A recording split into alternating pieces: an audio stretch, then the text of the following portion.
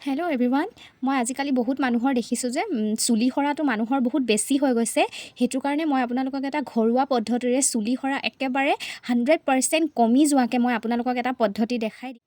এয়া হৈছে ঘৰতে মই গেলাই থৈছিলোঁ আমলখি কেইটামান 10-15টামান আমলখি মই পানীত গেলাই থৈছিলোঁ আৰু তাৰপিছত সেইখিনি গেলি যোৱাৰ পিছত মই চাকনি এখনত চেকি এনেকৈ পানীখিনি মই উলিয়াই ল'লোঁ আৰু এইটো হৈছে ভিটামিন ইৰ কেপচুল। এইটো আপোনালোকৰ সকলোৰে থাকেই চাগে ঘৰে ঘৰে।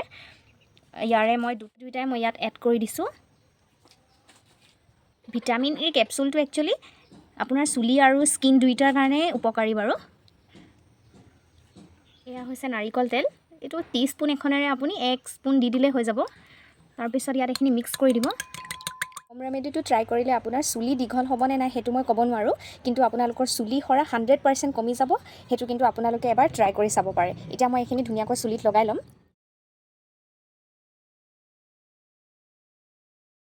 আমি সদায় চুলিত যেনেকৈ তেল লগাওঁ তেনেকৈ লগাই ল'ব। লগাই 1 ঘণ্টামান এনেকৈ ৰাখি দিব আৰু তাৰপিছত আপোনালোকে যি শ্বেম্পু ব্যৱহাৰ কৰে সেই শ্বেম্পুৰে মূৰটো ধুনীয়াকৈ ধুই দিব। মাহটোত 2-3 বাৰমান এই ৰেমেডিটো ইউজ কৰাৰ পিছত আপোনালোকৰ চুলি কেনেকুৱা হৈছে আপোনালোকে নিজে তাৰ ৰিজাল্টটো পাই যাব।